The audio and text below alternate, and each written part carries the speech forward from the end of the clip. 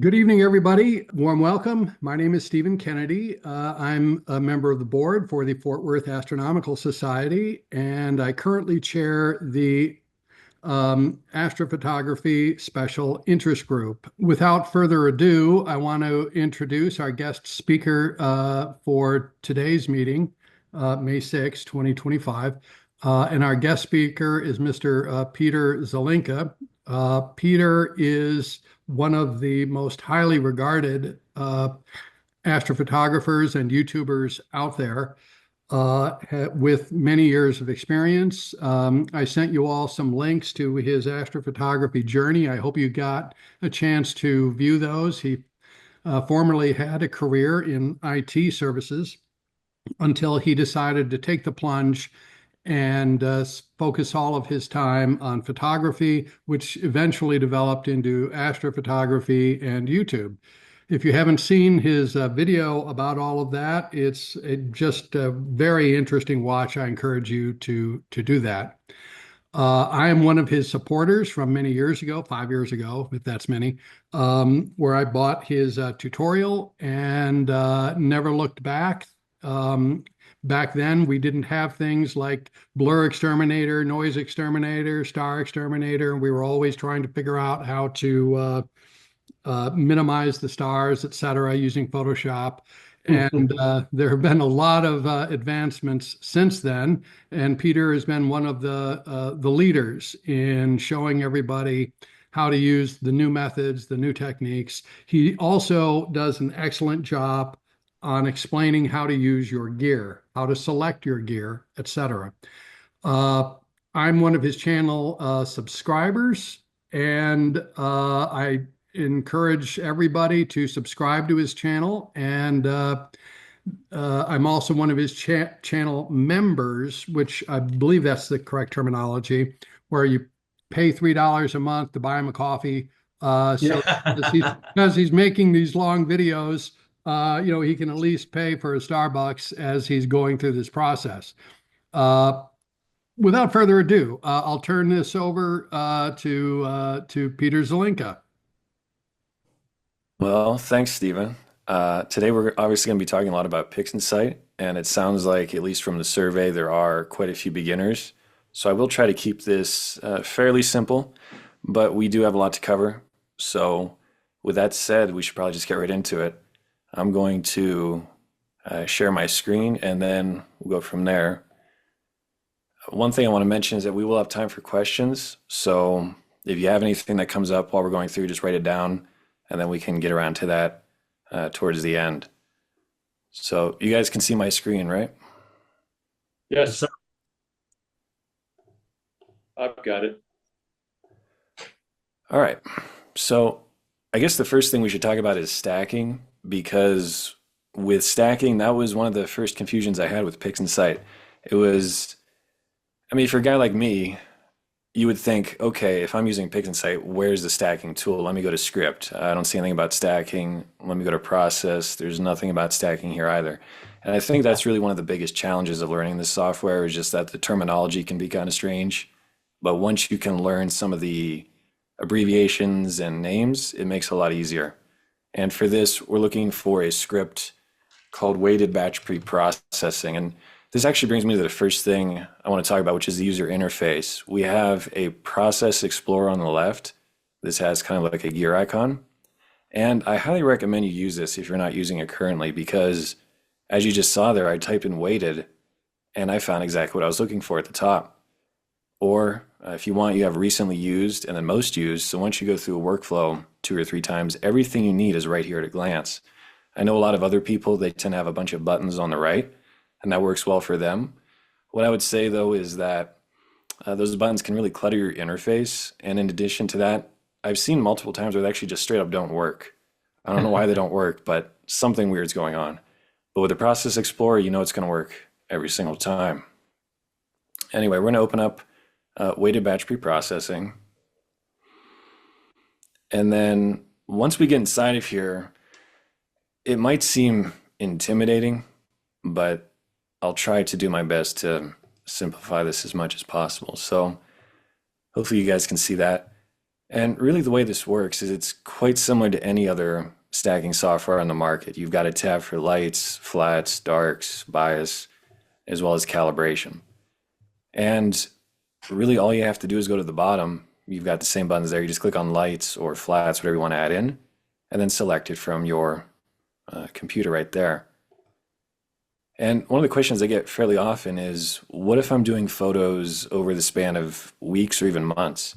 And as long as you're using the same camera settings and the same setup for the most part, you just load it all at the same time.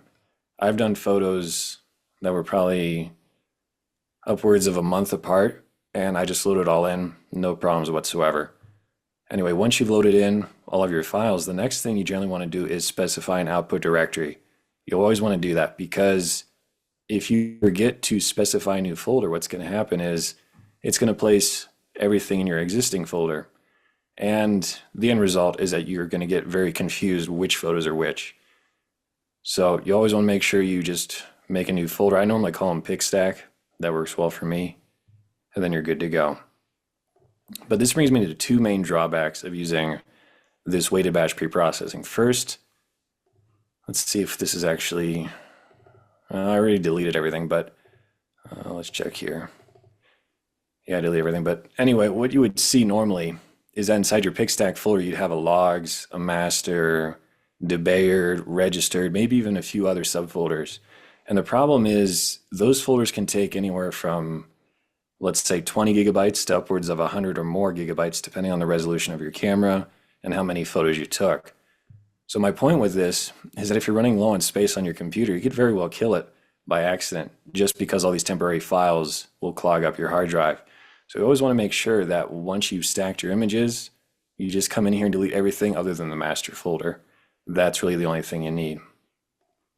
Besides that, another thing I want to talk about is the presets, because if you go to select, you can do maximum quality, faster with good quality, and then faster with lower quality. And I would argue the whole point of using this software is to get the best quality, so you might as well go with the maximum. And even if you go with the faster options, it's still going to be really slow compared to anything else on the market.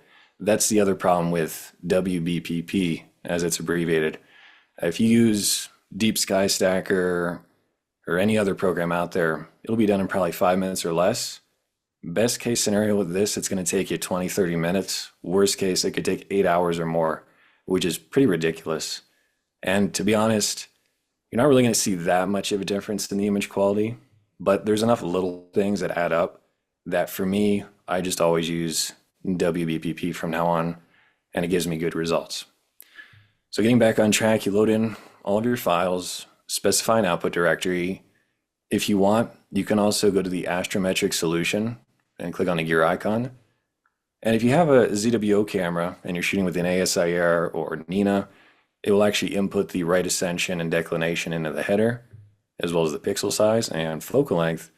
And you can just copy over all that information yourself, and that will ensure that the stars are actually embedded in the final image, which can be very helpful. But you don't necessarily have to do that. Then if we go to the calibration tab from here, this will show you, if you click on this, this is our light header, that we have flats, but we don't necessarily have darks, and I don't take bias personally. So currently, we're only calibrating with flats. Ideally, if you're going to be calibrating with flats, you'd calibrate with darks as well as dark flats. I don't want to get into that too much today. That's a whole different rabbit hole. But trying to keep in spirit of this video and keep it simple, again, we have our calibration settings. If you don't have anything, and very often I don't take calibration frames actually, I would just turn these off, turn off the cosmetic correction because I use dithering. And with dithering, it automatically removes the hot pixels in most cases. So I don't need to worry about cosmetic correction. Basically what I'm getting at is that this can be as simple as just glancing at things, confirming that everything's turned off, or at the very least, you have some green text which indicates that they correspond, your flats, to your lights. And then you're pretty much good to go. Then if we go to the post-calibration tab, this is just your last chance to look things over. You can see our total integration time is about 1.5 hours. And then I've also turned on drizzle. This is a setting that I think a lot of people want it to magically save their photos, but very rarely does it do much at all. What you'll find is that drizzle will help with undersampled images if you have a wide field of view. And if you're taking lots of well-dithered photos, you might see some benefit. But realistically, I mean, you might as well turn it on. It only takes an extra 2 or 3 minutes, maybe an extra 10 minutes, and it might make the photo look better, but just don't expect it to do anything too miraculous. So just to recap, if you want to try this, load in your files, specify an output directory. That's really all you have to do, honestly, and then you can run it. And again, it might take upwards of an hour, 2 hours or more, and that's one of the main downsides. But for me, in the end, it's worth the hassle.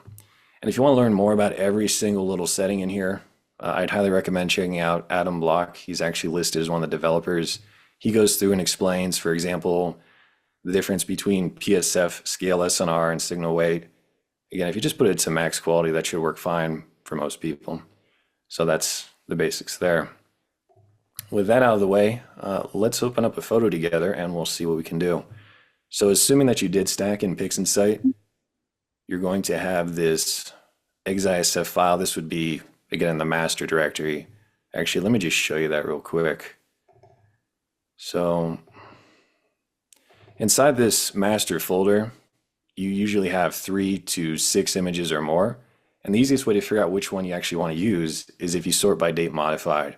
Whatever the most recently created photo is, that's the one you want, which makes it fairly simple. But in my case, I'm going to open up Orion. I think that's the perfect target for our presentation today. And provided you did stack in PixInsight, when you open this up, you're actually going to get 2 images. One is a auto crop mask, which is this guy here. You don't need to worry about it. Just close that out. And then we have our first photo. So let me explain my thought process for editing. Really, all I'm doing is I'm just looking at the photo and finding my #1 problem with it, and then trying to think of the best way to solve it. And I do that every step of the way until it's looking halfway decent. Okay, hopefully you guys can still see that. My screen went black for a second. But with this Orion photo, again, our #1 problem currently is that it's very dark. And if you were using Photoshop, you would have to do a series of levels adjustments, probably 5 or 6. But in PixInsight, all we have to do is hit Control or Command A. When we hit Control A, it auto stretches the photo and it tries to bring out more contrast in the image. Again, the alternative would be levels in Photoshop, and that's much more difficult. That's one reason why I really like Photoshop, just for this one step alone. PixInsight. And that brings us right into the next problem. We have a green color cast, which is fairly normal. It might be blue, it might be yellow, whatever it is though, we need to fix that. And for this, we're going to go back to the Process Explorer on the left. That's how we're going to find all of our tools today. And so let's say you're watching me or anybody else and I say spectrophotometric color calibration. You might say, oh no. But if you just type in SPEC right at the top there in the search window, how easy was that? Spectrophotometric color calibration. You don't have to search through this giant list or manually create a bunch of buttons yourself. You just come right to the Process Explorer and you're all set. And this brings us to some more fun things about PixInsight, which is the tools can seem very intimidating. I know it was for me. You see all these different drop boxes. You have no idea what the context is necessarily or what it's actually going to do. But to keep this as simple as possible, right now it's set to red, green, and blue filters. And what you're trying to do is just figure out, okay, what camera am I using? What filters am I using? And can I find these from the drop-down menu?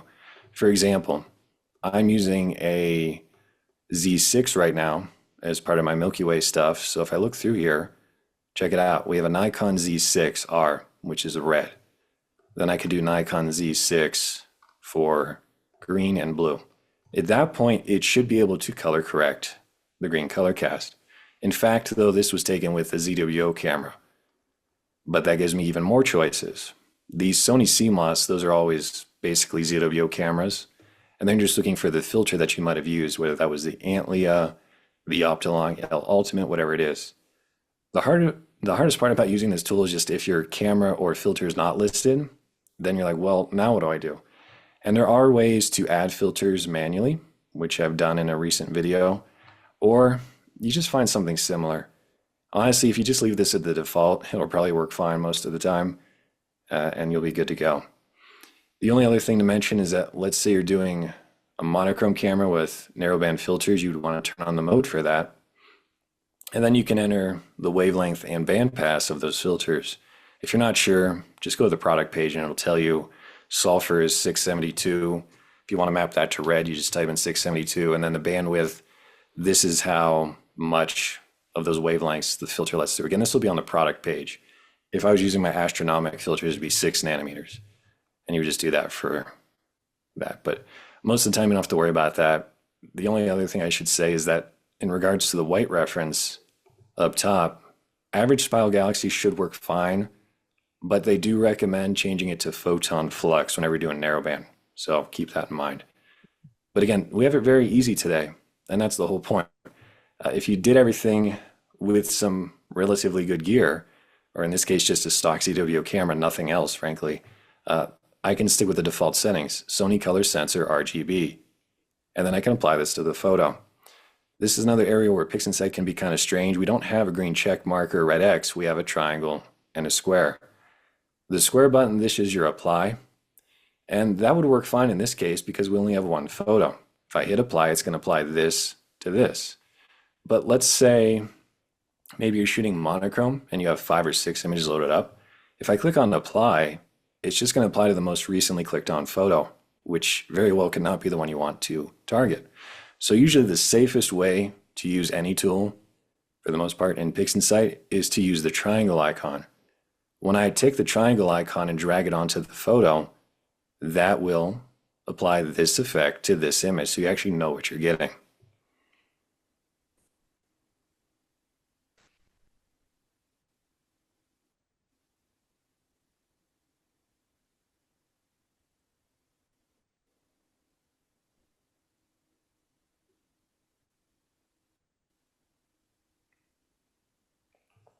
Okay, so we're just about done. You can see that only took about 20 seconds.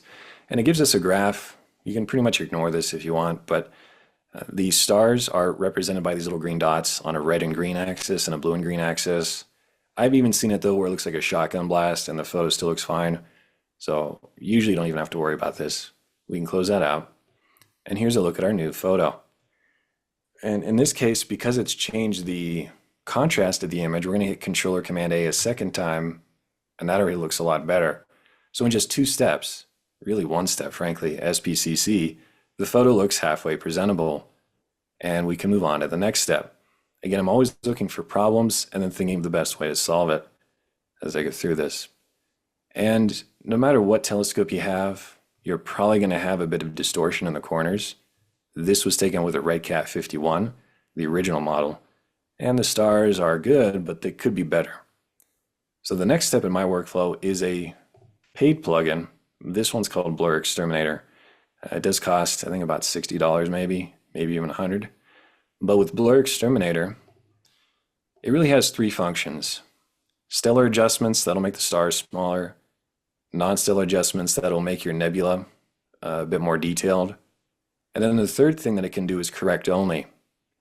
I always recommend turning on correct only to start, because with correct only, essentially what it's going to do is try to make all those stars spherical rather than whatever they might be. And so what you want to do is turn on the checkbox for correct only, and then drag and drop this on the image. And this would be a good time to talk about AI processing and computer specs. Hopefully this will take 20 seconds or less because I have an NVIDIA graphics card in my computer. But if I was using my laptop, the laptop doesn't have an NVIDIA graphics card. And Blur Exterminator would probably take upwards of 10 minutes to do this one step, when normally it should only take 10 to 20 seconds. So what I'm getting at is that if your computer does not have the right components in it, or it's just really old, whatever it might be, this workflow that I'm showing you today might take way longer than it should. And to that, I would say you might want to consider getting either a newer Mac computer if you like Apple, or buy a computer with an NVIDIA graphics card, and that will drastically speed things up. But if I do before and after now, check this out. This was before correct only, and this is after. It's just really remarkable how much better that looks. There are scenarios, though, where it can actually make it look worse if your image is already sharp. So you do want to always do a before and after and confirm it actually helped the image. Okay, so our stars are looking good. I can turn off correct only. And then, you could do some stellar adjustments if you still think that the stars are a bit blurry. To be honest, I think mine look fine. And this is another area where I have seen issues with sharpening the stars. It can actually make a dark halo around them, and that looks terrible. So I would caution you on doing stellar adjustments, frankly. What I would recommend, though, is doing the non-stellar. That's just going to add some contrast and detail to the edges of your nebula, depending on this slider. The lower you go, obviously, the less effective it will be. I normally go around 0.7. That's kind of a good ballpark. But this brings us to one more button in PixInsight. We have the triangle and the square, which we know about. There's also a little hollow circle. This is a real-time preview. And so you can use this with a lot of different tools to identify if this is even worth running or not. And with this preview window, I guess every time you touch it, it re-renders it. But in the lower left, there's kind of this concentric square button.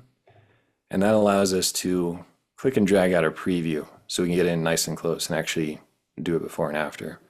I'm going to put this all the way to 1 just so we can hopefully see something. And then I'm going to have to really get close in here. But if I do this before and after, I don't even know if you can see this over Zoom, but it's very subtle. It's just making the edges a bit more contrasty. So this is one way that you can determine if you even want to do the non-stellar just by using this real-time preview. And then when you're done, you can close out of the preview, and just like anything else, you'll drag and drop the triangle onto the image.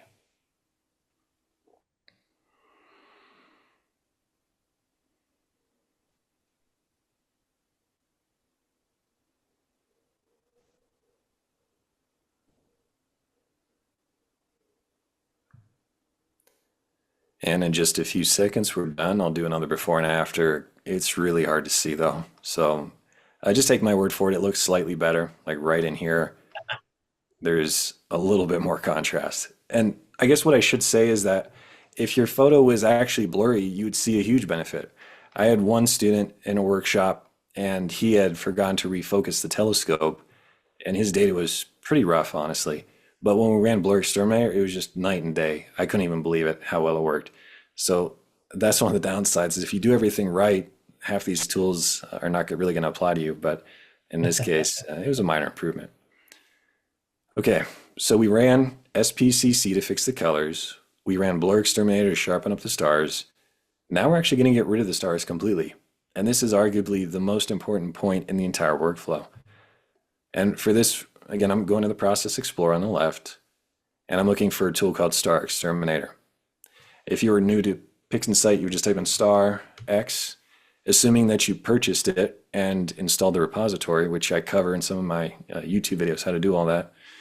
And with Star Exterminator, basically, you always want to turn on the Generate Star Image button. That will actually extract the stars and create a separate image, which is perfect.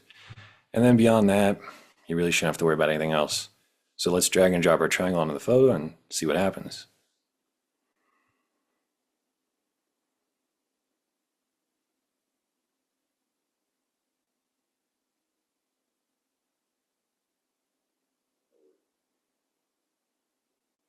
I can't tell you how frustrating this is, though, if you're trying to do this on like an old laptop after you've been up all night and it takes 15 minutes to do this one step. It's not fun. All right, so we've got our stars image, and you might want to rename this as well. One of the features of PixInsight is that there's this little name tag on the left of everything, and if you double click on that, you can call it whatever you want. I'll just call it stars.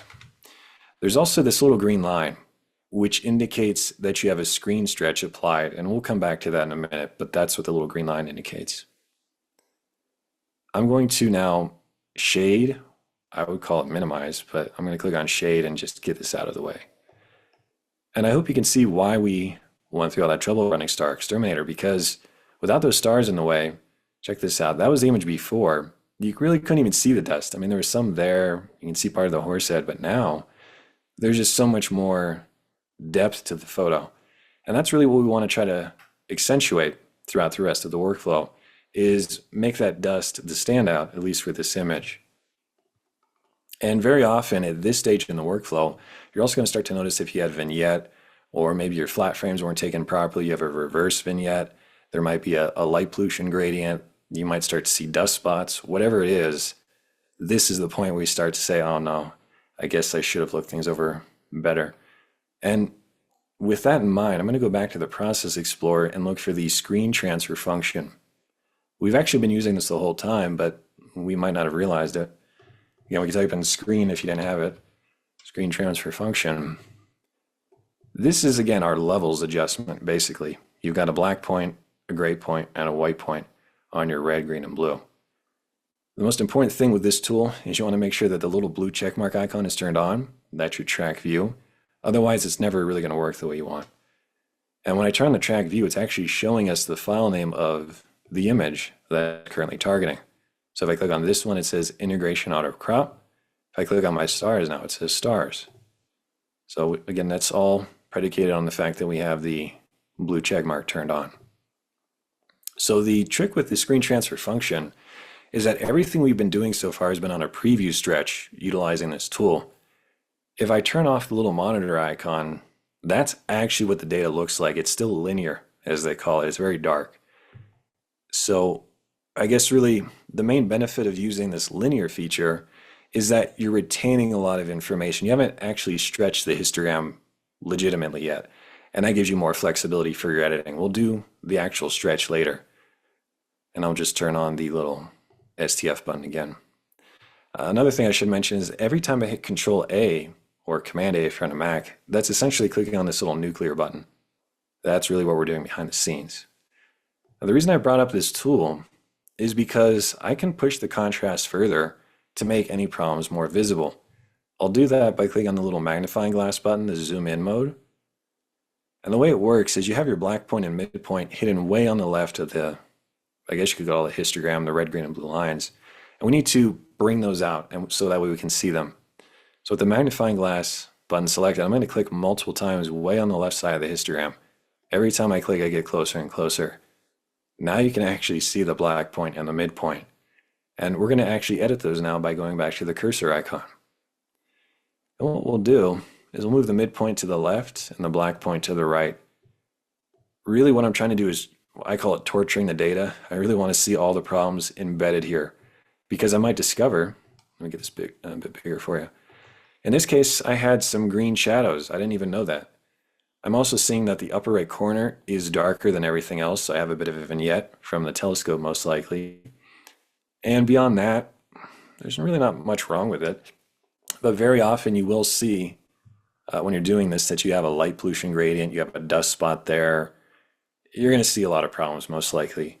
And frankly, I think that's one of the biggest problems that we have if we're trying to learn the software is that if your data isn't up to par, if it's covered in dust, if it has really crazy gradients, then whether you're following my workflow or anybody else's, you're going to struggle because I'll do one step and then you go to do the same thing and you just keep getting further and further apart because your data just isn't up to the level that it needs to be.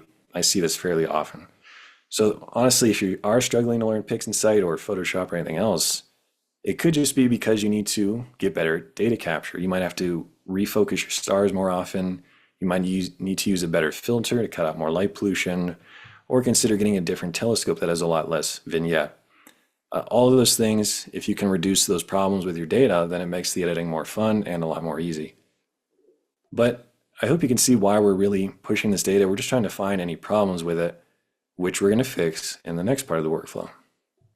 So I think right about there is probably good for our stretch. I know it looks horrible, but you'll see why in a second.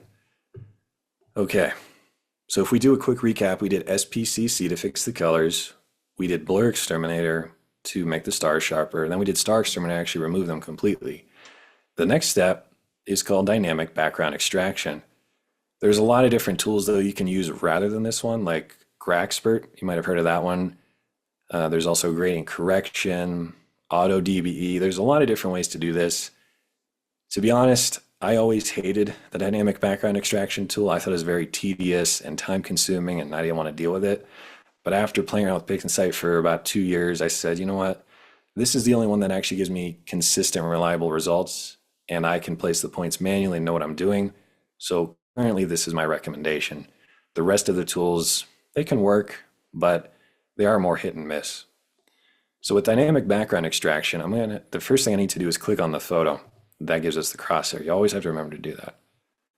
And then this is another one of those things with PixInsight. It can be needlessly complex if you get lost in the settings. But realistically, as far as I'm concerned, there's one setting you need to worry about, and that's the tolerance. And the easiest way to figure this out is if you go to sample generation, just generate some points. And it's very hard to see them, so let me change this color around real fast. Actually, we'll do this.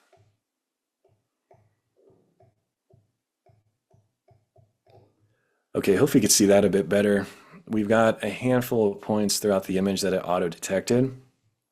That was with the default tolerance of 0.5, which in almost every case is way too low. So I'm going to increase the tolerance, let's say to 3. That's usually a good starting point.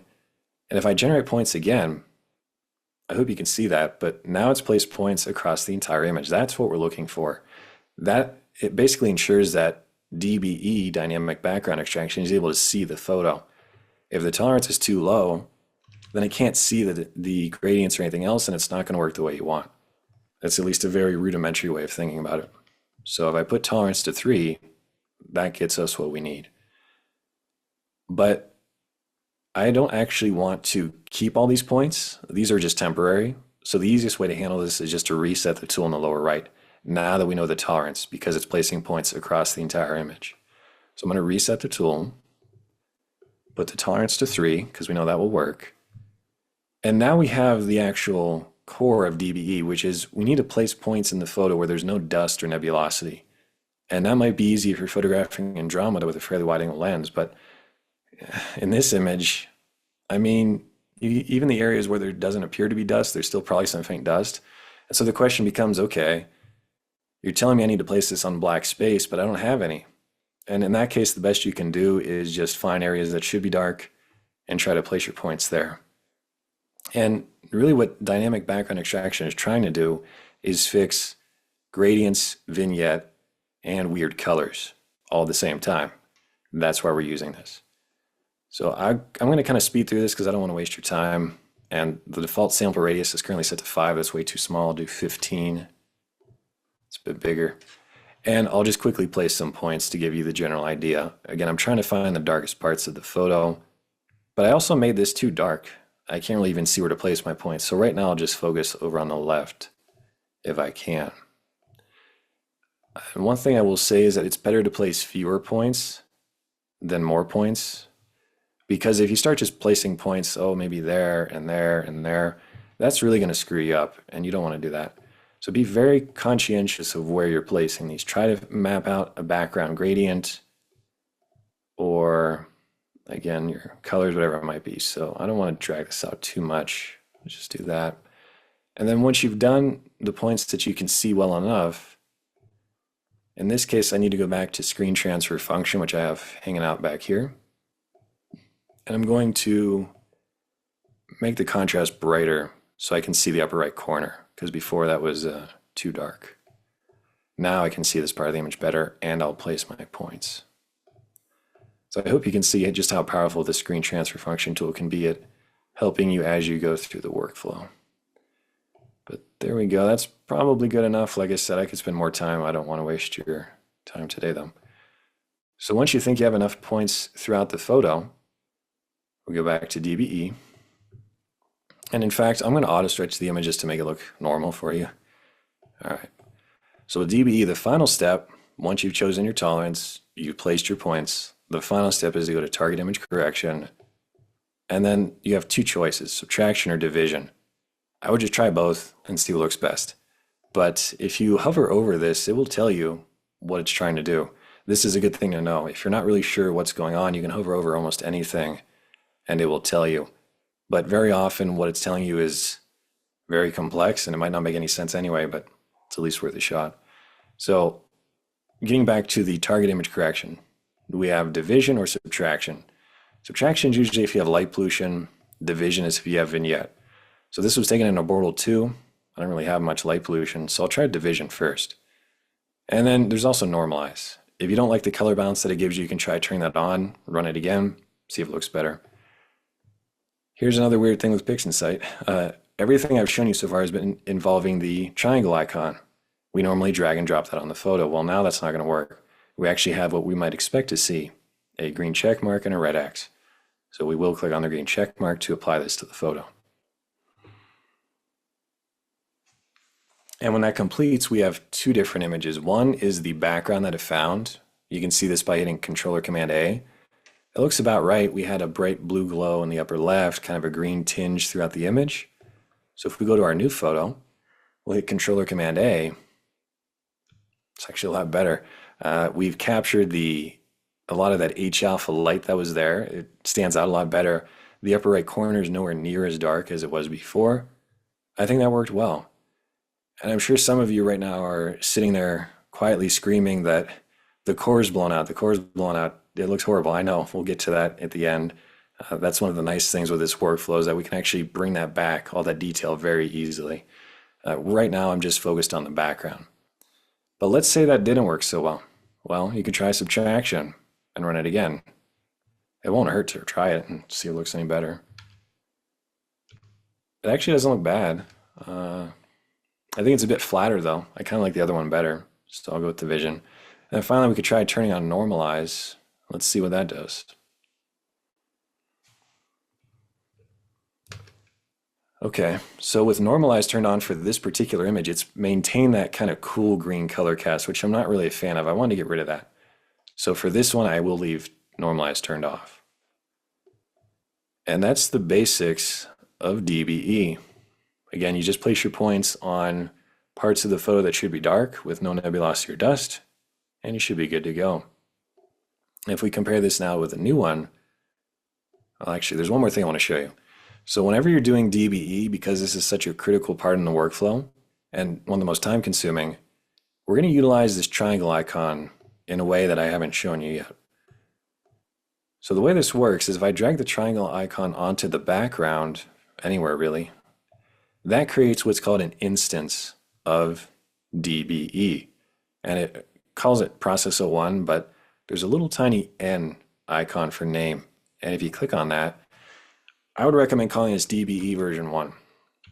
Because very often what will happen is if you have a really crazy gradient or something, or maybe there's just not a lot of contrast initially, you might place some points maybe not in the best spot.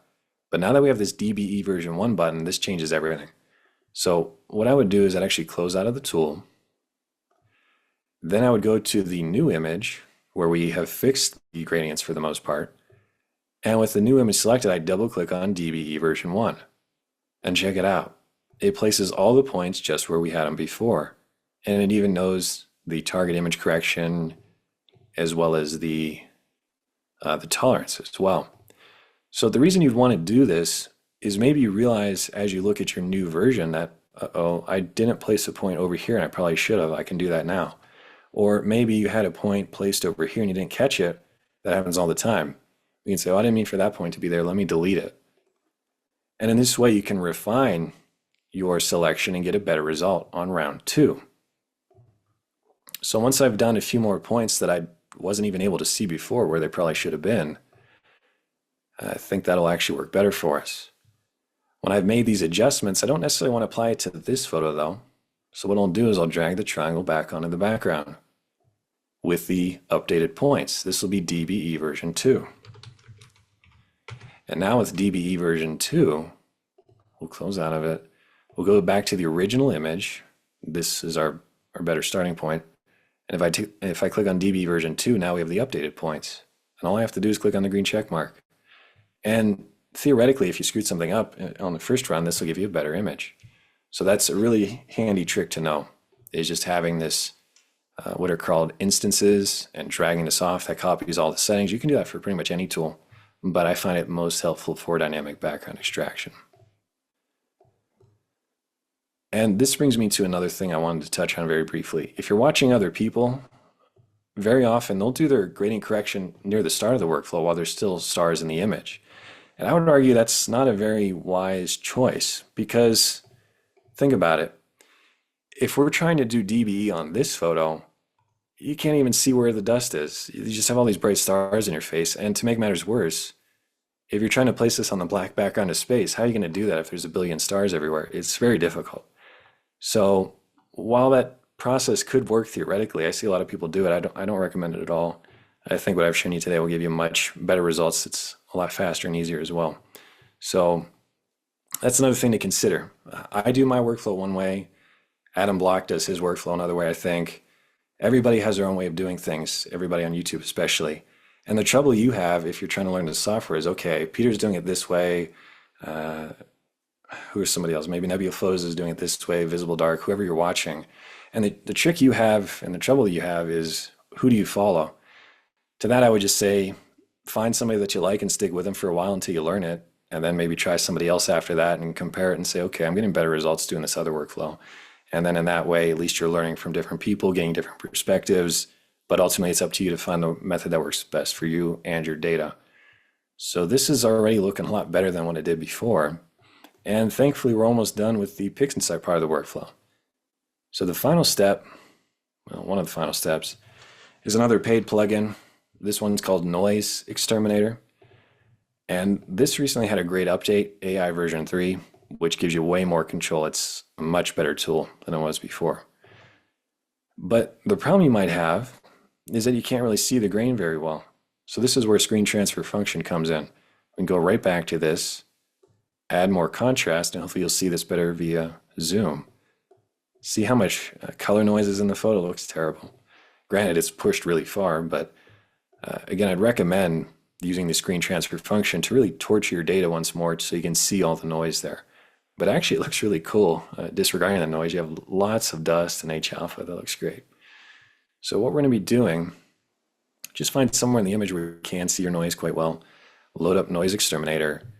And if you want to keep this simple, just put the noise to about 0.8, iterations to 5, and then drag and drop the triangle. That's all you have to do. But if you want to have more fine-grained control over it, you can turn on the 2 check boxes. And Russ Croman, he's the guy who makes all these exterminator programs. He's got a great write-up on his website about what each one of these sliders do. But you can just do it yourself by clicking on the real-time preview button. This will give you a very clear idea of what's actually going on just by moving the sliders around. But you will want to be zoomed in fairly close once it eventually loads. I should also mention that when you're doing this, the image might look terrible in the preview. That's just because it uses a lower quality image preview. It's not as high as the background photo. Anyway, what we're going to be doing, if you want to see what each slider does, just move it to the far left, wait for it to update, move it to the far right. What you'll see is that the high frequency noise, it's kind of like the sandiness, the graininess part of the photo. And generally you want the color noise, especially the HF color, to be very high because that just looks horrendous. So if we can eliminate that from the photo, that would be great. But if you go too far with the HF intensity, that's kind of like the luminance noise. That's what I would call it. If you go too far with this one, that's not actually how the photo is going to look. It's not going to look that strange. Again, that's limitations of the preview, but it could look unnaturally soft. I would rather have a bit of noise in the photo to make it look a bit more natural. So I'll put it back to around 0.86. And then for the low frequency, that's going to be kind of your splotches in the background. You can kind of see it there, as well as if I turn down the color. Just really ugly and splotchy. That's especially problematic on DSLR sensors. So this could be a game changer if you are using a DSLR. But for me, normally the color is the biggest culprit. I want to get rid of the color noise as much as possible. And then iterations, put that to 5 generally. That's just going to do more revisions as it extracts the noise and should give you a better result. But yeah, that's the basics of Noise Exterminator as best I can. Let's now drag and drop our triangle onto the photo. And it will take longer if you have iterations set to 5. The default is 2. So if you are struggling to run this to begin with, you might want to lower it. But this computer's pretty good in terms of processing. And when this completes, we're basically done with my generic PixInsight workflow. At a high level, the whole point of this was to identify all the problems in the photo and remove them. And you might also see that the image looks horrible right now. That's because it's actually too smooth to display properly.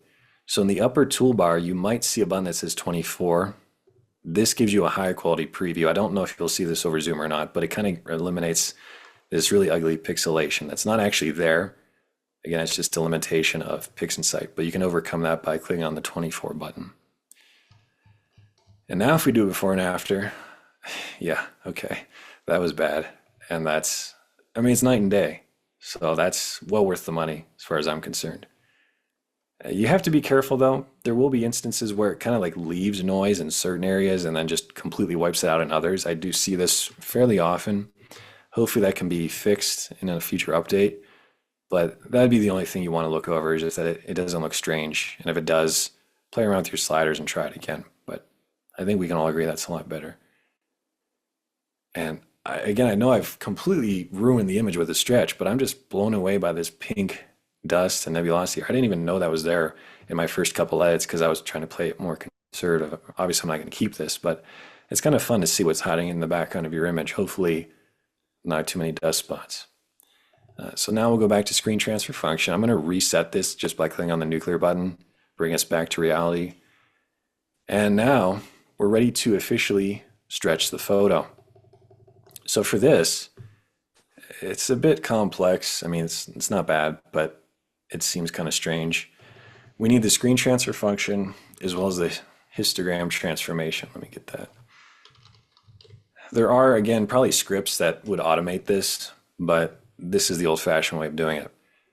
First things first, with histogram transformation and screen transfer function, the check mark icon has to be turned on for both. If you forget that step, you're going to be in for a lot of issues down the road. When the blue check mark is turned on, if you recall, with this photo here, it's still actually very dark. It's linear. And so we need to officially stretch the histogram, which is what we're doing now. I don't know if you can see this, but there's a very narrow spike to the far left of the histogram, which tells us that all the data is crunched up in the shadows, which would explain it. I mean, that's what it looks like. So what we're trying to do is stretch that out over the length of this histogram, or the width rather. And the way we're going to do that is we're going to take our preview stretch, if you like it, and apply it to the histogram. Maybe you don't like your preview stretch though. There's still time to fix it. You could come in, zoom way in again, and maybe just add a bit more contrast if you think it needs it, or whatever you think. Again, don't worry about the core in this case. We'll fix that in a minute. I'm just mainly looking at the background. When I think I have a decent background stretch, well, now we're going to apply it to the histogram. For this, now I would think you would drag and drop the triangle onto this, but that doesn't work. You have to drag it to the bottom of the histogram window. If you're on Windows computer, you'll see a little hourglass. This is kind of the beige part of the tool at the bottom. If you're on Mac, you won't see that little hourglass, which kind of sucks. But anyway, if I drag it down here, see how our histogram updated to the top? Think of it as we've copied the stretch to the histogram, but now we need to actually apply this to the photo. And you've got two choices. You can either click on the square, which as we noticed is kind of risky, or we can drag and drop the triangle to apply this histogram stretch to the image. That has officially stretched the data, but now it just completely blew it out. Thankfully, all we have to do is reset both tools, and that will fix it. Now you can actually see the stretched histogram. That's what I was referring to. We can't forget about the stars, though. We extracted those earlier. They've just been kind of hanging out, and we need to stretch those as well. I normally stick with the default auto stretch that we have currently applied. One of the biggest mistakes you can make, though, is if you were to hit the nuclear button right now or Control A, that's going to completely blow out the stars, and you have to manually stretch it, which sucks. So make sure you don't touch anything. Just drag and drop the triangle, making sure that these both stay stars. That will copy the current preview stretch that you see. In this case, I'll click on the square to apply it. It looks crazy, but just reset both tools and then you're good to go. So that was, like I said, kind of needlessly complex, but we've officially stretched the data. We can minimize the stars again. And normally, if you're doing pretty much any other target, this would look good right now. But we have one additional step to do, which is the core. This is another thing where there's a million different ways to bring back that core. A lot of people would have probably done generalized hyperbolic stretch. That's a fancy way of stretching your photo. I don't like doing it though. It's very easy to screw it up. So we're gonna look for Create HDR Image. This is a free plugin for PixInsight, so we'll need to download this. I cover all this again in my videos if you want to learn more. But with Create HDR Image, this tool is great. All you have to do is turn on the intensity button. That will preserve the colors in the core. Then you have the next choice is your layers. It defaults to 6. The lower the number, the more effective the HDR will be at the cost of it looking fake. I find 5 is almost always my go-to. And then once you've got your intensity turned on, your layers set to 5, just increase the blend amount until it looks good to you. Maybe around 0.6 to 0.7 would work fine. The big thing you're trying not to do though is, see how I've almost overdone it now? I mean, it looks okay, but really Orion should be the brightest part of the photo. I mean, it is a bright nebula. And I see very often where it's too dark. And the surrounding dust, which is very faint, is actually brighter than the core and more visible. Now, this is mainly artistic choice, of course, but I try to still maintain some sort of brightness there in the center because it is the brightest part of the image after all. But again, just move the slider until it looks good to you. You can also add a bit of saturation if you think the image needs it, as well as contrast. I probably shouldn't push it too far though. Let's see. It's probably too strong, but I'll lower that a bit. And then when you've got everything figured out, we can click on the green check mark once it's finished applying this to the image. And that's the basics really of my PixInsight workflow. Did it not do that? I might have canceled it too quick. Let me try that again. But what I was going to say is that normally at this point, once I've done all these basic adjustments, now we're ready for the artistic edits. And this is where you could spend hours just playing around with the photo. Very often I will just kind of put on some music, chill out, and just play around. But I would actually argue that Photoshop is a better way of doing your artistic edits. The way that they've built it with the layers and the layer masks and everything else is much more conducive to adjusting the colors and the contrast and everything else in your image. I would argue that PixInsight is better for all the technical stuff like I've shown you. And so the way I do my workflow is I use PixInsight to start off with because it makes the initial steps easy. Remember, we hit Control A and it did a really nice job stretching the photo. Whereas if I was using Photoshop, I would have had to do 5 or 6 levels. That would take forever and there's a lot of room for error. As well as Blur Exterminator, you'll only find that in PixInsight. Noise Exterminator works better here. So all the technical stuff, just kind of the same thing you do time and time again on any image, really good to do in PixInsight. But from here, normally I would save this as a TIFF. And then when I save this as a TIFF, I could bring that into Photoshop as a 16-bit file. I know people say use 32 bits, but it doesn't really play well in Photoshop. So 16 bits is just much easier to work with. And now that the image has been stretched, it really doesn't matter. But I don't think we really have time to get into that today. We're about an hour in. I just posted a YouTube video on my Photoshop workflow. You might want to check that out. But let's say you want to stick here in PixInsight. You could do now a curves adjustment layer. I'm just going to do this for the sake of the presentation today. But let's say I had a curves. Again, normally I'd be doing this in Photoshop. But we could maybe find somewhere to make brighter. And this would be very easy in Photoshop. You just use the hand tool. But here, I have to click on the photo. And that added 3 lines over on the graph on the right if you want to look over there. Wherever I move my mouse, it gives us kind of the rough brightness of where that needs to be. In other words, if I want the core of Orion to be brighter, it's going to be somewhere up over here. I'll add a point. Maybe not that much. And then if I want to make something else darker, I'll find another area. And then maybe over there. That looks kind of cool. You can also, that was RGBK, that was the brightness of the image. Very often, I like to go into the blue channel, and maybe I can add some blue to the midtones or even the highlights. Or maybe you don't like that. It's up to you to just have fun with the image at this point. It's entirely artistic. And again, that's one of the issues where people struggle. The areas where people struggle is because they don't know what to do. And it really just comes down to knowing the tools themselves and saying, okay, I want this effect. I know I need to use this tool and do that. But that's something I cover a lot in my deep space course as well as my YouTube videos. So I think that's kind of fun. Obviously, I'm just kind of playing around right now. It doesn't look great. But once I've made these adjustments, we'll close out of the real-time preview, which I kind of blew through that, but I did have a real-time preview open because whenever you're doing this, you're not actually going to see it on the real image. You always have to open up a real-time preview, which is another reason PixInsight kind of gets bogged down at this point in the workflow. But if that looks good, I'll drag and drop the triangle. I overdid it, but it's kind of fun. So assuming that you've now made your image look nice, it might take you an hour to do it, but whatever. The final step is to blend our stars back in, which we remembered to stretch them, so that's good. For this final step, we're looking for a process. This is another free one you'll need to download. It's called Image Blend.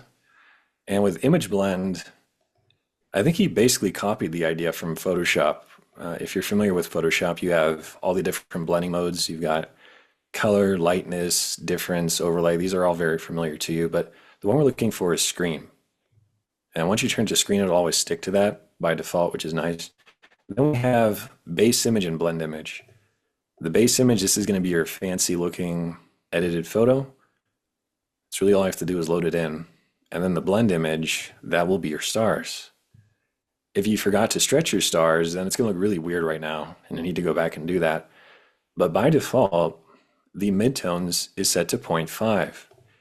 And that gives you really bright stars, which I frankly don't like. So I'm going to move the midtones to the right, maybe about 0.8 or 0.9. And look at that. That's way better. The stars get progressively dimmer as you move the midtones to the right. And so you can just find the perfect sweet spot of where the stars look good to you. It's entirely subjective. And once you've done that, it's really all there is to it. You can now click on the green check mark to apply that to your photo. And that will give us our final image, which I know we kind of rushed through it, but it's not terrible. So that's the basics of my workflow. Let's do a very quick recap with the Process Explorer. We started off with SPCC, then we ran Blur Exterminator, Star Exterminator, Dynamic Background Extraction to fix the weird things going on back in the background. Then we ran Noise Exterminator to clean up the grain. We stretched the photo. We had to do an optional HDR effect for this particular data. And then we played around with the photo. Unfortunately, we had to cut that part short. That would take a whole separate presentation. And then finally, we blended the stars back in with Image Blend. So I hope you've seen how easy PixInsight can be. I mean, again, with SPCC, the default settings worked for this particular case. All I had to do is drag and drop a triangle. And the same can be true for a lot of the other tools. Let's say you didn't want to use dynamic background extraction. You say, that's too tedious. Well, there is a more automated approach called gradient correction. And for this one, again, you could try messing around with the sliders, or you can just drag and drop it. And if it looks good, stick with it. So really all you're doing is drag and dropping triangles for the most part. And again, my whole philosophy with PixInsight is I use it to fix the data. I want to make it presentable. Once it's presentable, though, then I just completely get out of PixInsight. I use Photoshop, have some fun, and then finally I bring the image back to PixInsight, blend in the stars, and I call it a day. So I'm sure you guys have some questions. I'm going to see if I can stop my Zoom share. I don't know how to get that back, though. Here we go. Yeah, so if you guys have questions, feel free. Hey, Peter, Bob Circus here. So one of the things we're doing is we are automating our dome out of our dark site. And one of the things, we don't have the fastest internet out there, so we're trying to figure out how to get some sort of data out relatively quickly. And the question I've got is there a mechanism where we can kick off a weighted batch pre-process without using the UI? Can we do a command prompt or some automated process to do that? It's actually a great question, and one that'd probably be better addressed to Adam Block. I have never tried that personally, but I know there are like batch scripts you can do, especially with, like, let's say Star Exterminator. But I could not tell you honestly if there's a way to do that. I'm sure there's probably a way, but I couldn't tell you exactly what to do, unfortunately. Okay, I'll ping a note to Adam and say you sent us Okay. here. Thank you. No, it's very that's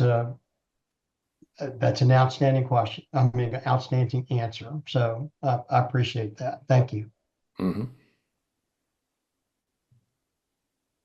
No, I just wanted to thank you, Peter, for going over this. It's probably one of the clearest ways I've seen PixInsight presented. It's quite overwhelming, and just want to thank you for the clear way that you present this in this and your other videos. Thank you. Yeah, I would say too, this is obviously just one presentation. I don't expect you to retain much of this because there's so much, but I do have a recent YouTube video and I provide a sample image. And honestly, I think that's the best way to learn is just going over it with somebody else's data that you know that they're doing the same thing, and then you can at least try what they're doing in the video, but also break off and try your own thing and see if that works. And then once you have the steps down, then you can start playing with your own data and seeing how you need to modify it. But yeah, I would recommend checking out, again, some of my YouTube videos, especially just to get some more practice, because this stuff takes about a week or two of intense study. And then once you get through that initial learning curve, it's really not hard at all. Hey, Peter, This, box 24. That's one I've never seen before. I hadn't seen that either. Yeah, I've never, that's the first time I've seen it. Can you tell us what that does again? Box 24. That was to get a better detail on the screen transfer function you had mentioned. Oh, okay. Let me share my screen. I'd never used that either. Yeah, let's see. I'll just do this. But it made it less pixelated, I think. Oh. Sorry, I understand what you mean now. Yeah, the 24-bit preview, that's what you're referring to, correct? Yes. Yeah. Okay. So if you don't have this here, because sometimes your toolbars are not the same as mine, I think you'll find it under Image, Display, where is it? Here we go. Image, Screen Transfer Functions, use 24-bit STFLUTs.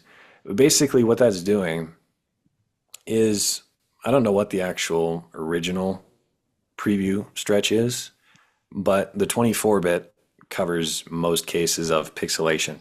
And so this can be especially helpful if you're shooting narrowband. This could really help to clear up a lot of the weird stuff you might be seeing. The only trouble is that there's no way to implement this in a preview window yet. And we need to do that for noise exterminator, for curves, for all kinds of stuff.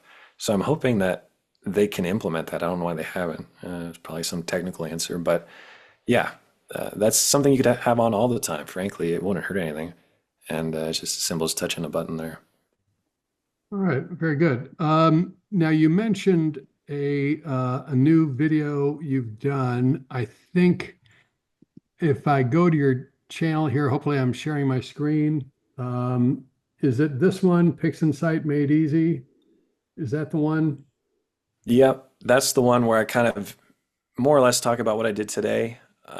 On the other hand, let's say you're really new to PixInsight and you're having trouble even just getting SPCC to work because you don't have the guide databases. I have an older series I did last year, PixInsight for Dummies. That one would go through all the tedious stuff, if you will, like how to do every little thing. There it is. Yeah.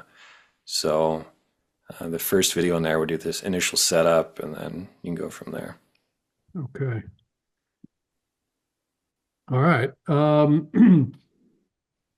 Anybody else with questions for Peter Zelinka? Hey, Peter, it's Jim. When you were doing the star exterminator, and I followed the Adam block method and created the pixel math to add the stars back, but he told me to click the unscreen, and I noticed you didn't. I'm not even sure what it does. I'm sure Adam would explain it to me in one of the videos, but the difference between hitting that, unscreen or screen on the stars.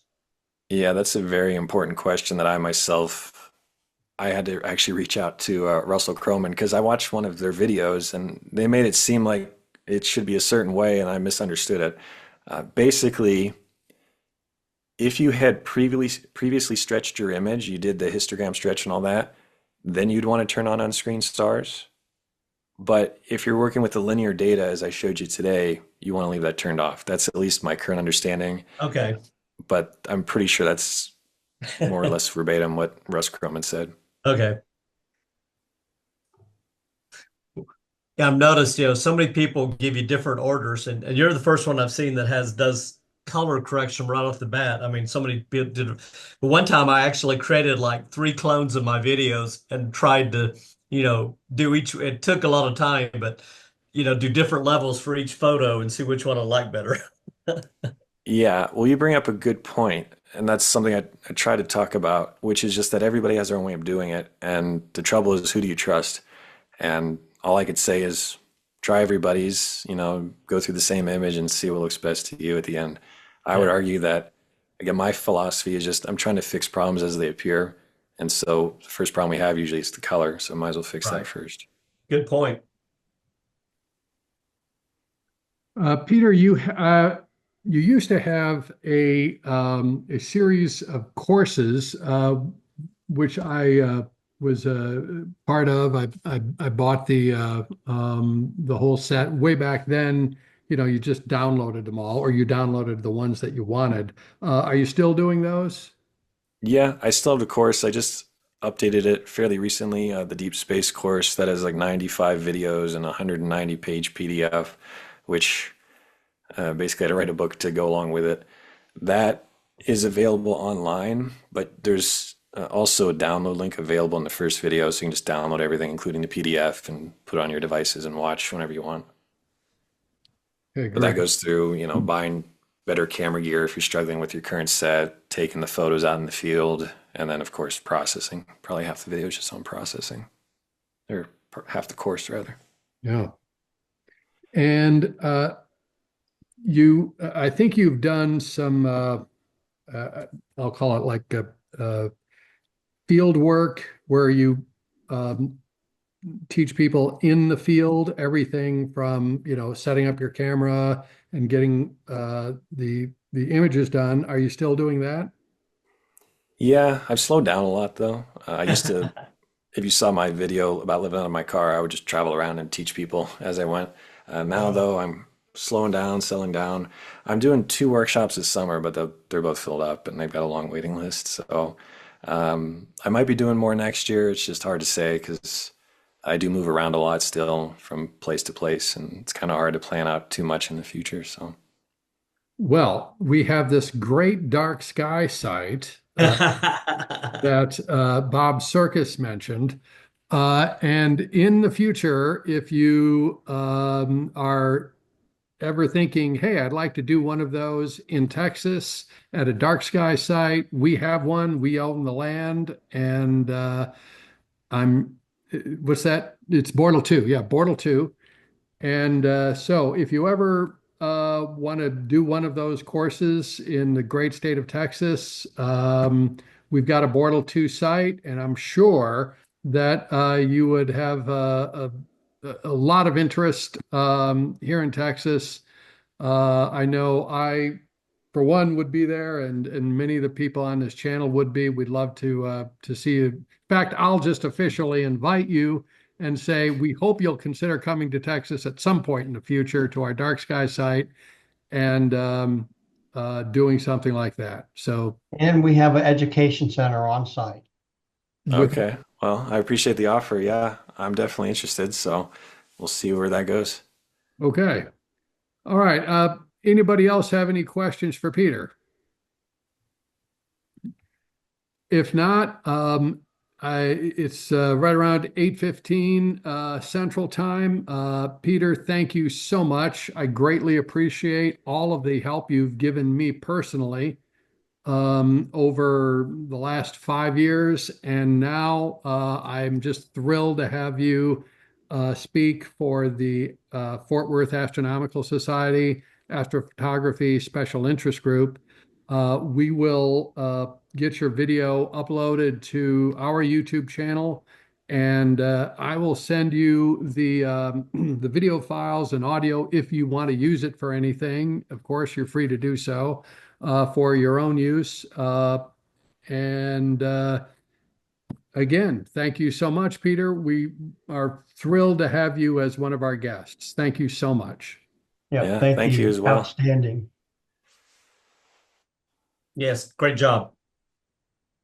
Thank you. Yeah, I appreciate the offer, and it's been a lot of fun getting this ready to go. So, thank you.